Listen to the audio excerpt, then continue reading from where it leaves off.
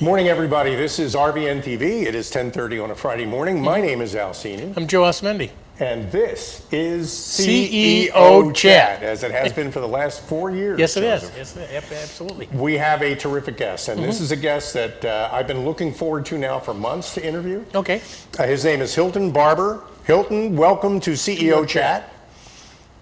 Great to see you both. And there he is. And Hilton is a marketing expert with an interesting philosophy. He's actually the VP of marketing for a company in Canada called Cognitive. Okay. But what really sets Hilton apart is everything he talks about, everything that he posts about on LinkedIn, which is the value of culture in business success. And he's also a great storyteller. So right to you, Hilton. What is culture and why is it so important?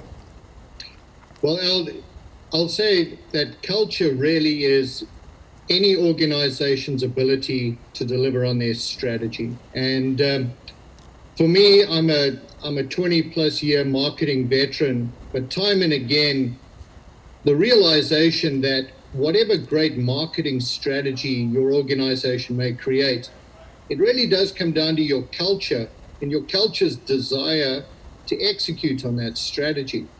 So for me, the notion of strategy and culture having an intersection has been one of the most pivotal things that I've come to realize in the last decade.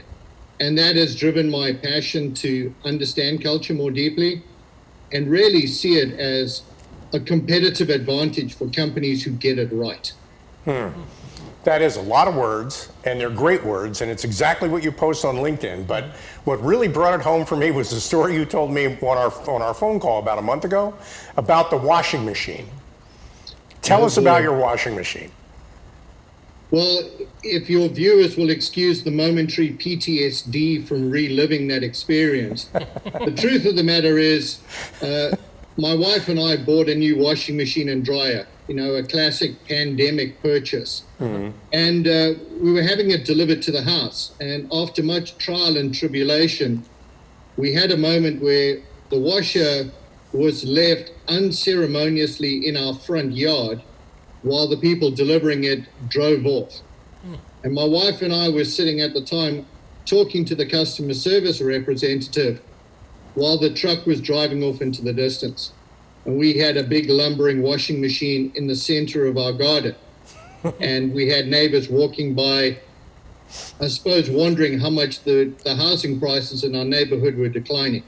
But it was a classic moment where my wife and I had sat and invested in this particular organization because we believed that they would expertly deliver the goods that we had purchased. And we had this classic moment where expectations set by a marketing group were expectations not met by the customer service people on the phone or by the people delivering the product.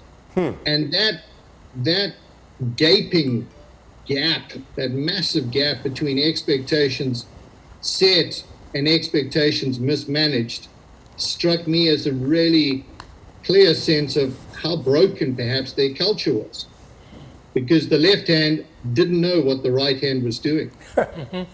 So putting your marketing hat back on for a second, you put on your collateral, you put in your print ads, you put in your TV commercials. We love our customers.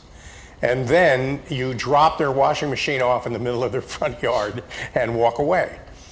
So if I can't think of a better way to demonstrate the importance of behavior matching, living up to the promise that you make as a company, than exactly that. And yet hardly any companies actually ever pay attention to that, do they? They don't. And I think, when we've spoken previously, I had said to you, imagine you could invoice a company for the impact of time spent listening to your business is very important to us, please hold. Right. I would love to be able to create an invoice and send it to the companies who have taken days out of my life while I've listened to that message on their recordings. But I think, Al, if we get back to the fundamentals of it, fundamentals really are, as marketing people, we are driven by one objective, which is to drive growth for the companies we work for. That's our job. But when we do that, we're also creating an expectation internally that our colleagues will follow through and be able to deliver on the expectations we set. And time and again, when there is a mismatch between the expectations we set and the experience we deliver, I would suggest that comes down to your culture time and again. So what is broken inside the CEO's head? I mean, there's something they're not doing that they need to do. Help them out. They watch our program. So what does the CEO need to do starting Monday morning that breaks the tradition of causing the bad culture that's working against their advertising? Well, I'd say the very first thing is changing perhaps what their definition of culture is. I think historically we've looked at culture as something warm and fuzzy that we leave to the HR department, and it involves vegan muffins and beer card Fridays. And it's a warm little blanket that we hug our people with. The truth of the matter is it's not. Your culture, quite simply, is the environment that your people work in, but more importantly, how decisions are made, the behaviors of how we act and make decisions. And I think the critical part is, for anybody watching this show, is not to think of culture as a warm and fuzzy, but to think of it as the most primary driver of your business. It's your people's ability to make decisions that allow them to execute the strategy you've created. Because if they don't, that strategy is as worthless as the paper or the PowerPoint it's printed on. That would be my first thing. Recalibrate what you believe is the definition of culture and look at it as an opportunity for competitive advantage. That should be the very first reorientation on Monday morning. Hey, Hilton, how do you distinguish between brand and culture? Truth of the matter is, I don't. For me, they are in some ways synonymous. I think you can't separate, I'm going to say, great customer service cultures. Let's look at Zappos, Southwest, Four Seasons, all classic examples of great customer service organizations and brands that are built on great customer service. The truth is, great customer service to me is an outcome of your culture. It's not an objective, it's an outcome. When your people who are at the point of customer recognize and are able to deliver world-class service, that's because the culture allows them to do it. Yeah. That, I think, is the critical differentiator. Okay, now for people watching our programs, obviously your story is about a business to consumer, kind of a gap between culture and reality. But this works as well for business to business companies too, doesn't it? Absolutely. I think there is no organization on the planet who is not impacted by their culture, regardless of the sector that they serve. I think look at it this way, Al. At the risk of Friday morning alliteration, if you think of your culture as three things, or the ability to do three things. One, cohesion. Do we all know what the business needs to do to deliver on our strategy? Do we all understand that, and do we all agree with it? Two, collaboration. And by collaboration, I don't mean what we often call is consensus. Collaboration doesn't always mean saying yes to the other people in the room. Collaboration does mean working together to get to an outcome. And collaboration, I would suggest, is the second part of your culture. How do you collaborate? Do you collaborate well? Do you collaborate at all? And then the third would be consistency. And again, I think as we talk about branding and marketing, consistency, we all know, is a hallmark of a well-defined brand and a well-executed brand. Same thing, I would say, is your culture. If there's inconsistency, if one part of your organization doesn't make decisions or allow decisions to be formed the way that others do, that's going to be a problem, particularly when it meets the consumer. So when the guy dropping off my washing machine has a different view of what the expectations are to the person on the 1-800 number, we've got a problem. What kind of, listen, because some of the people who watch our program operate, run, or manage not-for-profits, I want to remind them that it's just as important, whether you're doing what you're doing for love or for money, this is critical to your ability to deliver on the promise you make to the world. Your culture has to match, has to support in every way possible that promise. And I think the points you make about collaboration within a company are so critical. My question is, I know you say an awful lot about this on LinkedIn, and you've kind of built a reputation for yourself. Your audience is growing. What are they attracted to? What is it that's resonating with them? Well, ordinarily I would say it would be my devilishly good looks, but now that we're doing this with a camera, that's now put that fallacy to bed. I think the reality is there is a growing recognition that your culture really is the one part of your business that is truly unique, that you can truly own, and that you can truly impact. Again, as a classic marketer, I think we would all recognize that you might look to your 4 Ps historically and say, where do I get advantage from those? And that's getting harder to do. It's getting a whole bunch harder to do. But I think the reality is your culture is truly uniquely your own. It cannot be borrowed. It cannot be copied. It cannot be mimicked. It cannot be stolen.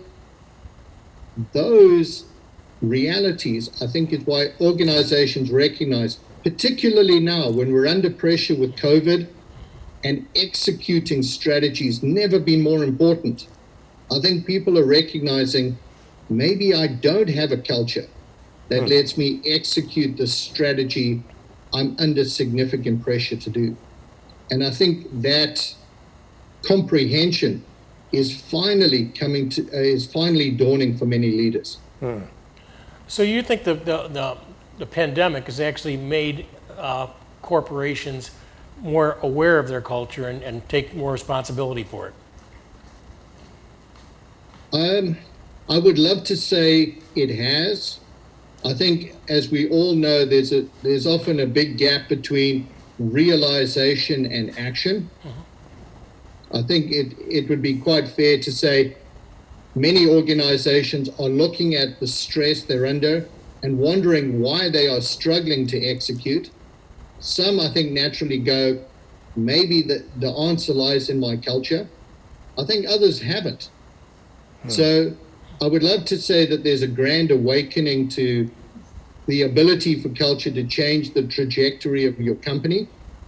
I think some organizations are taking just a little bit longer to get there. Others are diving in feet first and saying, we've got to fix this. Wow. Well, we need to take a break, but I'm, for a whole bunch of reasons, loving this conversation, Hilton, and as I expected I would. When we come back after the break, we'll talk more about the marketing of culture, how you represent to people what your culture is so that they get to know you.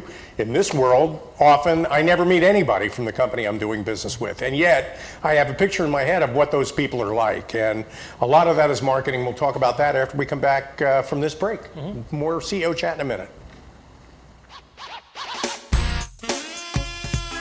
This new family, and I don't know what it is about this one, but she can't seem to put down that toy all day long.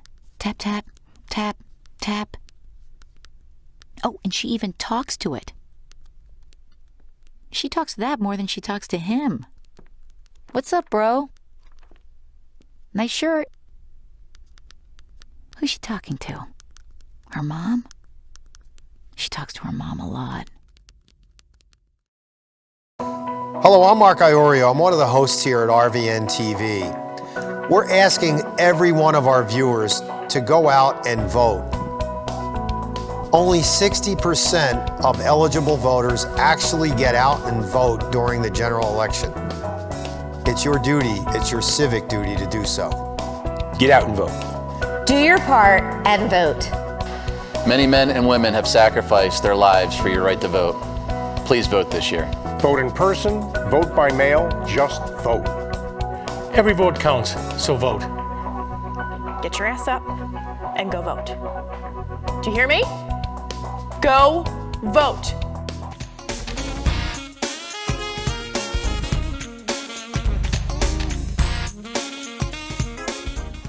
We're back. We're back with more of CEO Chat and a terrific guest, Hilton Barbour. My name is Al Cini. Joe Asumendi here. Just like before the break, the Yes, it names is. have not changed. Hilton, Hilton is, you know, I can represent you. I can say that what I know about you, which is that you're a marketing expert with a really tight focus on culture. But when you talk the way you talk, you're really a business consultant, because business success hinges on exactly what you're talking about. So now that we live in a world where I may never encounter the people who work for the company I do business with because of COVID or because so much is done online these days, from a marketing point of view, if you're representing a company and you want people to taste, experience, feel the culture, how do you do that in your copy, in your imagery? Well, I think the very first thing, Al, has to be, what is it that we want, as always with marketing, what is it that we want our customer to take away from our communication? What is it that is going to set us aside? You know? And this is perhaps the one of the many culture quotations, if you will, that I come back to time and again. There's a wonderful fellow out of San Francisco called Stan Slapp, who runs a culture consultancy. And he has this wonderful expression of, you can't sell it outside if you don't sell it inside. So if you can't get your people inside to sort of coalesce and form behind what you're selling outside, that's when the gap begins. So if I may, even before you get to what you manifest outside your organization, have you got the internal audience aligned and on deck and cohesive in that fashion? Have you done that work first? And I would suggest that is a marketing task as well. That is a set audience that you need to do the same things you would do to an external audience. What is it that makes us different? What is it we're trying to achieve? What role do you play in delivering that? These, to me, are all marketing and communication tasks, because those are the things your colleagues need to know. How do I contribute? Whether I'm at a call center, delivering a washing machine, you know, walking a store floor. How do I contribute? And I think the important thing is, where are we going and how are we going to get there? That's what our colleagues need to know. So when they go out and deliver against that, our marketing will align with the experience. But it has to start inside. And on that point, I think people like Stan Slapp have absolutely got it right in terms of priority. Sell it inside, align it inside, and then you can sell it with confidence outside, knowing that you will deliver against those expectations. Well, you know, your washing machine story really illustrates that really well. What was happening inside with the marketing people, et cetera, certainly didn't translate to the delivery people, because they were dipped on two different planets, basically. Yeah, that was a great example of it. Absolutely. Yeah. But guys, I mean, let me give you perhaps another example from 15 years ago. And this is before I had the sort of epiphany, if you will, about culture and marketing. I was sitting with a colleague in a conference room when the first iPhone came out. And my colleague in the UK at the time held it up to a group of engineers and said, "This is the future of mobile telephony." And they started laughing. They said, "Well, what does that music company know about mobile phones?" The irony is, we were talking to a bunch of Nokia engineers who, if you recollect at the time, had over 80% market share in the mobile phone business. Today, Apple is an over $2 trillion organization, and Nokia exists as a line item in a Microsoft balance sheet. So I would suggest to you, your culture can create those kinds of behaviors. And in the case of Nokia, it created a blind spot that said, we're impenetrable, we're invincible. There's nobody who knows more about this category than ourselves. So again, when I think about the impact of culture, it is on all those types of attitudes and behaviors and decisions inside an organization. Now, while you were talking, I was thinking about CEOs that I've worked with. And I've known a lot who are pretty much afraid to come out of their offices because they might bump into an employee. And I knew a few of them who actually had a separate way in and out of their offices so that they could avoid their people. And to me, anyway, as soon as a CEO or a business leader starts behaving that way, they've really begun a process of decline inside their companies where eventually they're going to lose their customers and their employees. So you can't do this without communicating with your people. That's just all there is to it. You got to start that right. And you can't do it, I like to tell people if a mission statement worked, we would all have them on our birth certificates. A lot of CEOs think you write or compose or hire somebody to write or compose your mission statement. That defines your purpose well enough. You can print it somewhere and then never talk about it again. Well, I agree with everything that you've said, Al, and I think part of the skepticism and in places the cynicism often arises from people looking at a wonderful poster on a wall or a pithy statement on a coffee mug, and they say, those are a remarkably inspiring set of words. It's a pity that we don't follow through on that intent. And it's a pity that our actions belie what we say on the wall.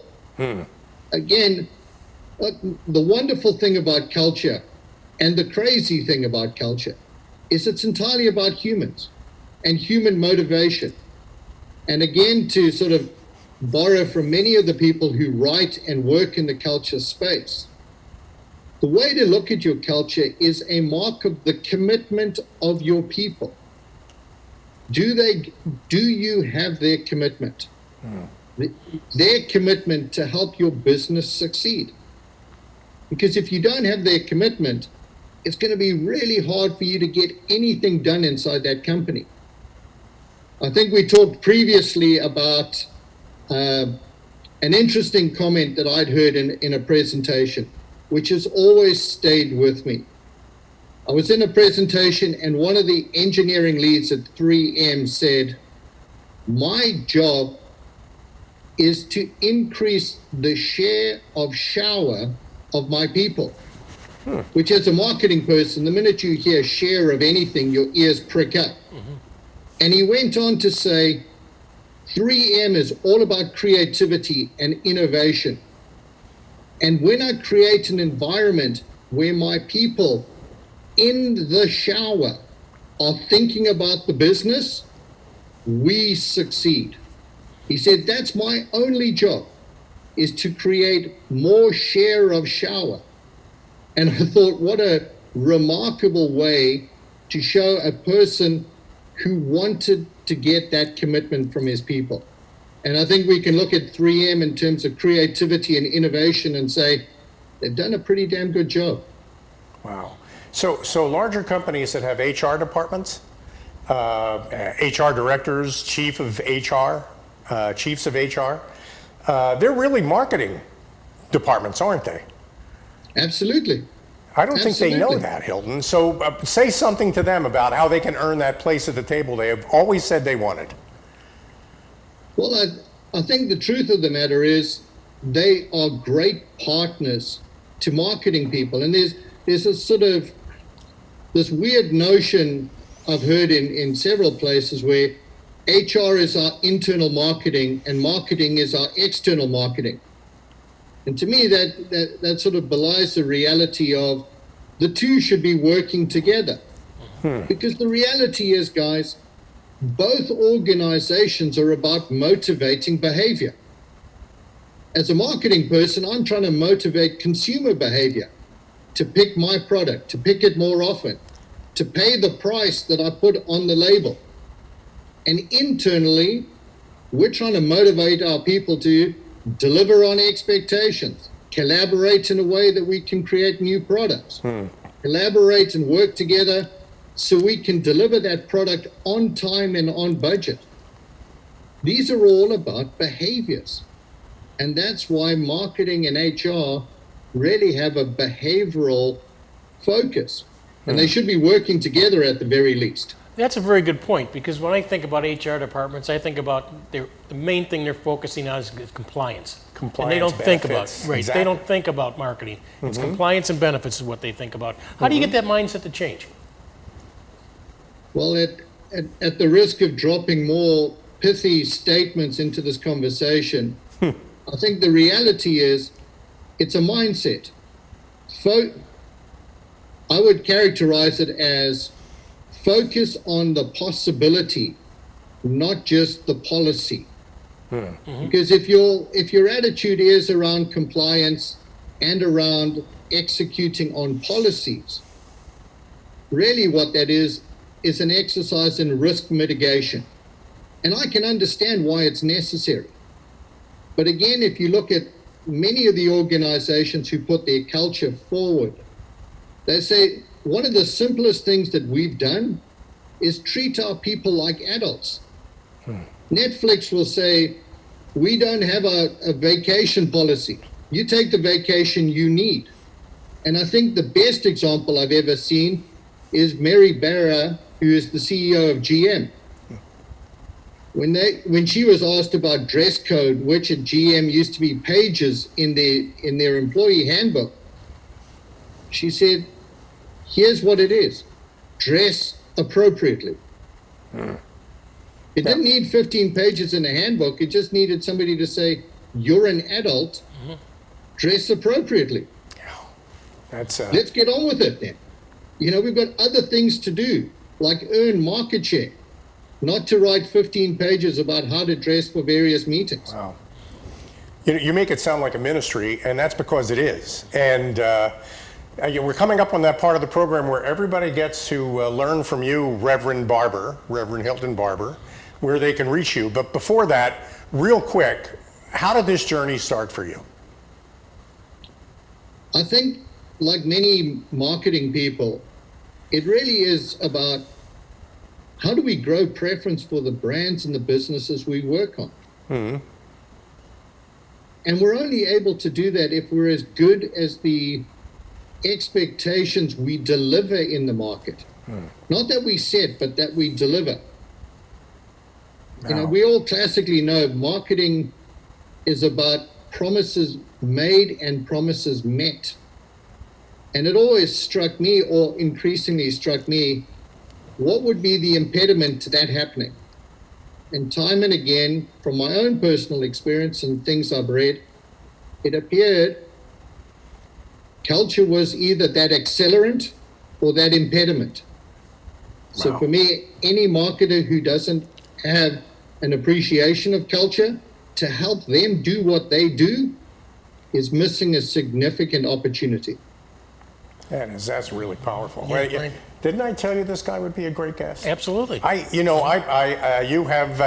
You promised me you'd be a great guest, and you've delivered on that promise, Hilton.